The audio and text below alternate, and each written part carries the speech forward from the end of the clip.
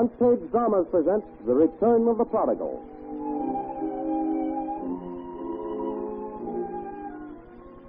This week's Front Page drama, The Return of the Prodigal, is one of a series of many stories that comprise a very interesting article to be found in next Sunday's issue of the American Weekly, the magazine with the greatest circulation in the world that comes to you each week as a part of your Hearst Sunday newspaper. Under the title, Have You Heard These Strange Tales?, Dr. Donald A. Laird, Doctor of Psychology and Science, former director of Colgate University Psychological Laboratory, has gathered together a number of classic examples of tragic, fantastic stories which periodically sweep the country. And though told and retold many times before, the majority of people still believe them. Not only does Dr. Laird prove that these tall tales are purely the workings of over-imaginative people, but he explains the reason why people still believe them to be true. Perhaps you are one of the millions of honest people who have heard some of these fantastic tales and believes them to be true. Why not order a copy of next Sunday's American Weekly from your local news dealer or carrier boy and read this very interesting collection of stories and Dr. Laird's accompanying expose. Ask for and insist upon the Sunday newspaper that brings you the American Weekly. Perhaps the most popular and persistent of all the fantastic stories that comprise Dr. Laird's collection is the purely fictional tale of Karl Mauser, the poor Austrian boy who left home and made a small fortune and returned home to surprise his hard-working mother. But have you heard this one? The first scene is the travel bureau of a small West Side Chicago bank. Well, here's everything in perfect order, Mr. Mauser. Your railroad and steamship tickets, your passport travel visa, and the balance of your account in cash, $1,500. Oh, that is good. And thank you very much, Mr. Walter. You're welcome, Mr. Mauser. You've been a very good depositor, and we're glad to have been of service. There's only one thing I wish you'd let us do for you. Change that cash into traveler's check. It would be ever so much safer. Oh, no, Mr. Walter. I must have the cash. Don't worry, though. I'll take good care of it. But I must have the cash. It's, a surprise for my mother in the old country. It's going to be a good joke, too. Should I tell you about it? Well, yes, I'd like to hear it, Mr. Mauser. Well, you see, before coming to this country, I came from a little town far up in the mountains near Innsbruck in Austria. We were very, very poor. My father had a little inn. Few travelers could stay overnight there, you see. And when my father died, we were even poorer, so I decided to try my luck here in America. I see. And now that you saved a modest little fortune, you're going home to see your family. Yeah, only better. That's good. I've only written them once in a while and sent them just a little bit of money to help them. And all the time I'm planning the big surprise. Well, what's the big surprise? Well, first, they don't know I'm coming. And even when I get there, they won't know me. When I first came over, I was just a ragged bag of bones, skinny and young, but now I look fat and good clothes and nice mustache. At night, when I come, I will give them another name. Ask for a room and stay all night. Make them think I'm a rich traveler. And then next morning, I tell them who I am, take out all the money and pour it in my mother's apron. I can see her now. She will cry and then laugh and then cry again. And then we'll all have a big celebration. Oh, I say, that's fine, Mr. Mauser. Your mother will certainly be surprised and very happy. Yeah. And my sister also. I will buy them new dresses, shoes, and hats to walk through the village. They will all be so proud of me. It's a good thing, my surprise, yeah? Yes, indeed, Mr. Mauser. I'd like to be there and see it all. Yeah. Well, goodbye, Mr. Walter, and many thanks. I must go now. Goodbye, Mr. Mauser, and good luck.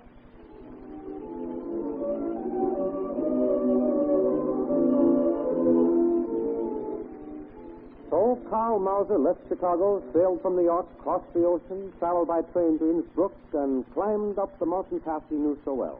At every step, he grew more excited and happy over his carefully planned surprise.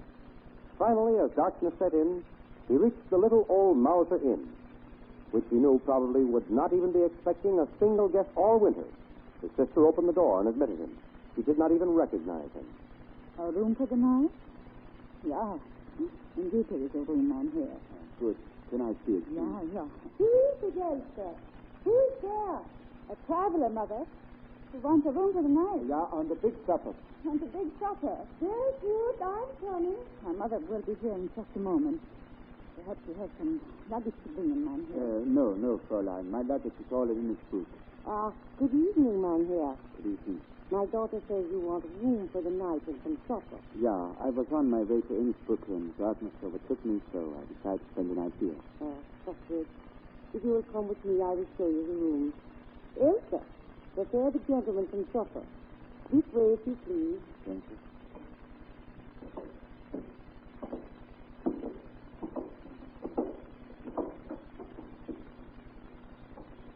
This is the room, Mynheer. It is a little cold, but I will light a fire. Thank you. I have no luggage here, and as I might want to leave very early, I'll tell you in advance. Oh. How much will it be for the room and the supper? And I will need breakfast also. Oh, Is something wrong? no, Mynheer. It's just so much money. I have never seen so much. Yeah. It is not our money, is it? No, American money. I'm an American. Just here on a visit. My name is Jones. Yeah, so I have a son in America, too. Perhaps you know him.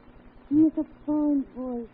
His name is Carl Mauser, and he lives in Chicago, a big city. Yeah? I am from Chicago also. Oh. Although I don't think I know anyone by that name. For a long time, I do not hear from him. I think perhaps he is ill. Oh, no, I don't think so. Maybe he'll surprise you soon. No.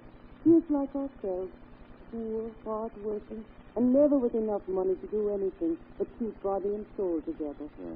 Yes. Now, before we forget it, how much do I owe you, please? 25 marks, Mynheer. 25, 25. Very good to you, huh? Oh, thank you. I'll call you when your supper is ready. 25 marks for my old room. Supper and breakfast. She's cheating me. But the laugh will be on my side when she found out she was cheating her own son. After a frugal supper and a little chat in front of the fire, where once again Carl Mauser impressed his poor old mother and sister with his wealth, Carl went back to the room, the very room that had been his in boyhood. Never once did the two women even suspect the wealthy man was their own flesh and blood. Then Carl went to bed, quietly chuckling to himself over his success and anticipating the surprise he would spring on them in the morning. But long after the guest had put out his light and gone to sleep, old Frau Mauser sat with such an expression that it frightened her daughter. Mother, what's the matter? What is the matter, Mother? Mother, I know what you're thinking. Please, not forget. Put that out of wickedness out of your mind. And Mother of our Carl. Quiet, Elsa. I am thinking of Carl. Of all of us. What does the future hold for us? I'll tell you. Hard work, drudgery, miserable poverty, hunger, and soon the loss of this place, the only home we have ever known. No, Mother. Something just turn up. Perhaps you're going to hear from Carl. You're going to send for us. That is all wishful thinking. America is no different from our own country. For the poor, wretched poverty. The low starvation, misery, and the rich, like you up there, have everything. No, that is wrong. No, please, Mother. Come to bed. Please. Dream. Sleep. Dream. That is no escape. How can one sleep and dream when told and tongued and gnawed to, even in sleep? No. I am determined to try other means of escape. Mother, please, get out this evil. Don't let yourself. No. This is the chance of a lifetime. No. It will save us from losing the inn. Or if we like, we can join Carl in America. Why should that man upstairs have all that money and we have nothing? No. I am determined to do it. Oh, no, Mother, you cannot do this horrible thing. I won't let you. I scream. Awaken the traveler. I tell him that... If you do, I'll destroy all of us. You first. You feel this? If you alarm him, I'll... Please, Mother, please don't do it. The money will do us no good. It will be black money. A curse upon us forever. Stop your foolish whining. This is the only way. I am determined. And remember, If you utter one word of warning, I'll...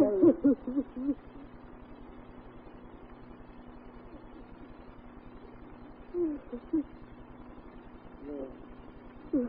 It is finished. It was all over quickly. No struggle. No pain. Where is the money? Thousands and thousands of marks. No. Come with me. I need your help. No, I want money. I will put you in the house. You'll do as I tell you. There's nothing to fear now. I've taken care of everything. You helped me carry the body down to the ravine. No one will suspect anything. It will look as if you were attacked by robbers there. I tell you, everything is all right. Why did you do this? We can never be safe from our can't. Our hands are stained with blood forever. We are cursed.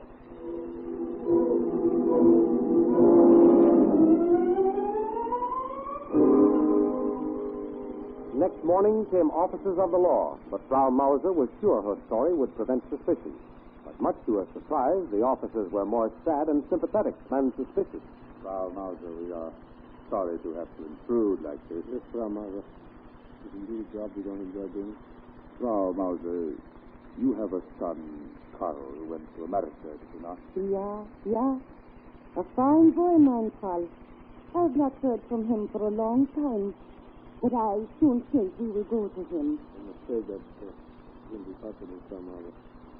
You must try to bear up under the sad news we have for him. Will you look at his passport with his picture on it? He was robbed, murdered last night. No. Let me see that. Oh, my son. Oh, my poor boy. You are right. He's cursed. Look out, catch it! What is this? That stopped it too much. No, she hasn't fainted. She's dead. Cheerfully, the bereaved daughter sobbed out the rest of the story to the officers, and the story ends. But as we told you, and wish to emphatically repeat, such a tragedy never happened. What is more, the story until now has never even been published as fiction. With pages and pages of atmosphere and story construction, Edgar Allan Poe may have equaled in fiction this short and simple tragedy. But it is doubtful if he or anyone else has beaten it much. But as we said, it never happened. It has been told before with the locale in almost every land. But like the other stories in Dr. Laird's very interesting article, it bobs up every few years, and people believe in it as truth. Don't fail to enlighten yourself on this and the many other classic examples of the weird things people believe true and why they believe them, as told in the very interesting feature article, Have You Heard These Strange Tales?, which appears in next Sunday's issue of the American Weekly, the magazine which is read by more people than any other publication in the world. Insist upon the Sunday newspaper that brings you the American Weekly.